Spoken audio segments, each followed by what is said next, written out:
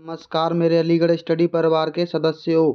मैं आपका दोस्त विवेक लेकर आ गया हूँ आपके लिए एक और हिंदी की शानदार क्विज। निम्न में से कौन सा मध्य स्वर है? ऑप्शन है अ, ई, उ, आ। इसका सही जवाब है ऑप्शन पहला आ। आ एक मध्य स्वर है। दोस्तों, जीवा के आधार पर स्वरों को 3 भागों में बांटा गया है: अग्रस्वर, मध्य स्वर और पश्च स्वर।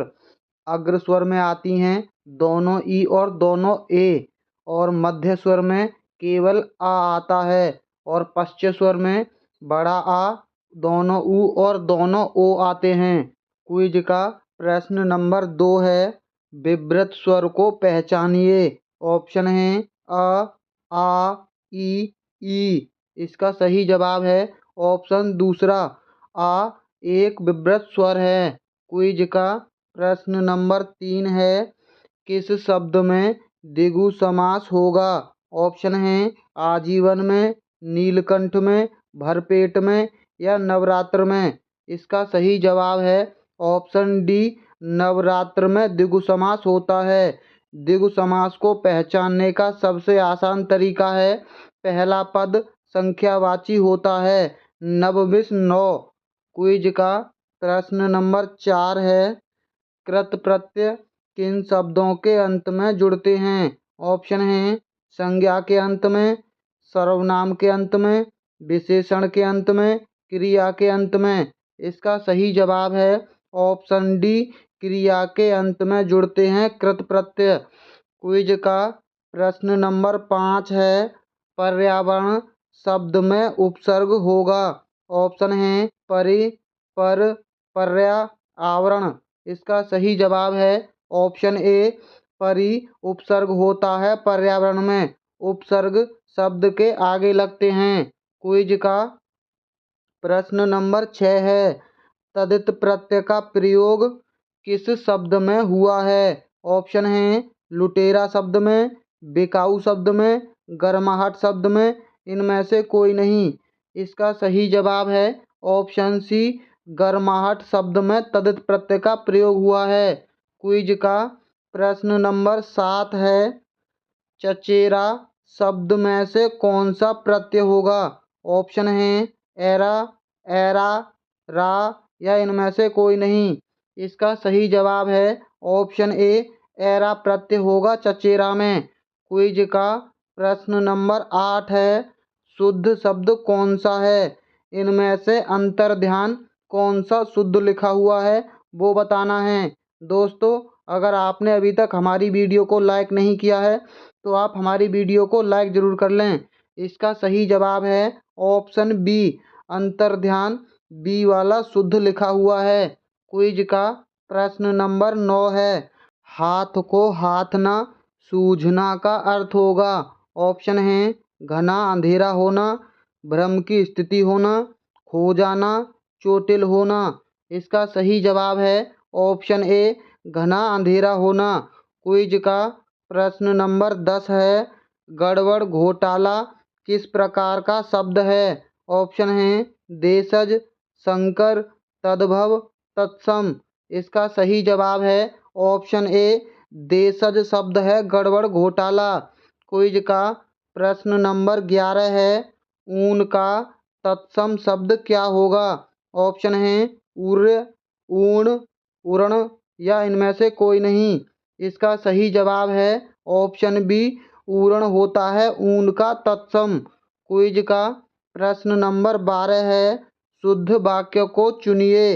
पहला है राम ने भरपेट मिठाई खाई, दूसरा है राम ने पेट भरकर मिठाई खाई, तीसरा है राम ने पेट भर के मिठाई खाई, चौथा है इनमें से कोई नहीं।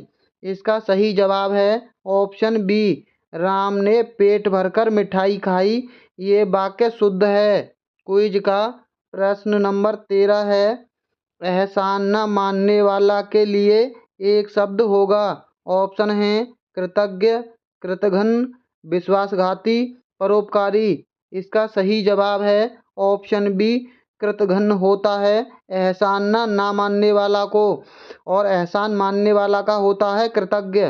क्विज का प्रश्न नंबर 14 है, जब एक ही शब्द दो या दो से अधिक बार आए किंतु उसका अर्थ हर बार अलग हो, वहाँ कौन सा अलंकार होता है? ऑप्शन हैं यमक अलंकार, श्लेष अलंकार, अनुप्रास अलंकार, उपमा अलंकार। इसका सही जवाब है ऑप्शन ए, यमक अलंकार होता है। इसका उदाहरण है कनक कनकते सौगुनी मादकता दिखाए, ये यमक अलंकार का उदाहरण है। क्विज का प्रश्न नंबर 15 है, रहीमा पानी राखिए बिन पानी सब सून, पानी गए न उबरे मोती मानस चून। इस पंक्ति में कौन सा छंद होगा? ऑप्शन हैं दोहा छंद, सोरठा छंद, चौपाई छंद, सवैया छंद। इसका सही जवाब है ऑप्शन ए, दोहा छंद होगा। दोहा छंद के पहले और तीसरे चरण में 13-13 मात्राएं होती हैं, दूसरे और चौथे चरण में 11-11 मात्राएं। दोस्तों, रहीमन पानी राखिए बिन पानी सब सून, पानी गए न उबरे मोती मानस चून, इसमें छंद की जगह अलंकार भी पूछता है। जब इसमें अलंकार पूछा जाए तो इसमें श्लेष अलंकार होता है। क्विज का प्रश्न नंबर 16 है, द्विवेदी युग का नामकरण निम्न में से किसके आधार पर किया गया? ऑप्शन हैं हजारी प्रसाद द्विवेदी के नाम पर, सोहनलाल द्विवेदी के नाम पर, महावीर प्रसाद द्विवेदी के नाम पर, इनमें से कोई नहीं। इसका सही जवाब है ऑप्शन सी, महावीर प्रसाद द्विवेदी के नाम पर द्विवेदी युग का नामकरण किया गया था। क्विज का प्रश्न नंबर 17 है, साकेत महाकाव्य के रचयिता कौन हैं? ऑप्शन हैं जयशंकर प्रसाद, मैथिली शरण गुप्त, नागार्जुन या रामचंद्र शुक्ल। इसका सही जवाब है ऑप्शन बी, मैथिली शरण गुप्त हैं साकेत महाकाव्य के रचयिता।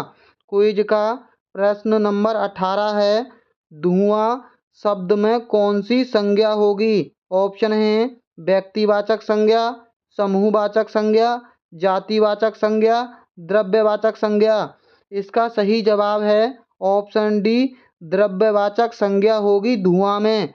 क्विज का प्रश्न नंबर 19 है, मोहन यहाँ रहता है, इस वाक्य में क्रिया विशेषण को पहचानिए। ऑप्शन हैं मोहन यहाँ रहता है। इसका सही जवाब है ऑप्शन बी, यहाँ एक क्रिया विशेषण है। क्विज का प्रश्न नंबर 20 है, शशांक शब्द का पर्यायवाची होगा। ऑप्शन हैं सूर्य, किरण, चंद्रमा, लघु। इसका सही जवाब है ऑप्शन सी, चंद्रमा। क्विज का प्रश्न नंबर 21 है, अनाहूत का विलोम क्या होगा? ऑप्शन हैं आहूत, सरल, कठिन, परोक्ष। इसका सही जवाब है ऑप्शन ए, आहूत होता है अनाहूत का विलोम। क्विज का प्रश्न नंबर 22 है, किस शब्द में स्वर संधि है? ऑप्शन हैं सज्जन में, अतएव में, रामायण में, तपोगुण में। इसका सही जवाब है ऑप्शन सी, रामायण में स्वर संधि है। क्विज का प्रश्न नंबर 23 है, वीर शब्द का स्त्रीलिंग होगा। ऑप्शन हैं वीरांगना, वीरागना, वीरगति, इनमें से कोई नहीं। इसका सही जवाब है ऑप्शन ए, वीरांगना होता है वीर का स्त्रीलिंग। क्विज का प्रश्न नंबर 24 है, वह खाना खा चुका है, इस वाक्य में कौन सा काल है? ऑप्शन हैं संदिग्ध भूतकाल, आसन्न भूतकाल, सामान्य भूतकाल, पूर्ण भूतकाल। इसका सही जवाब है ऑप्शन डी, पूर्ण भूतकाल है, खाना खा चुका है मैं। क्विज का प्रश्न नंबर 25 है, राम खाना खाकर सो गया, इस वाक्य में कौन सी क्रिया होगी? ऑप्शन हैं सहायक क्रिया, पूर्वकालिक क्रिया, प्रेरणार्थक क्रिया, इनमें से कोई नहीं।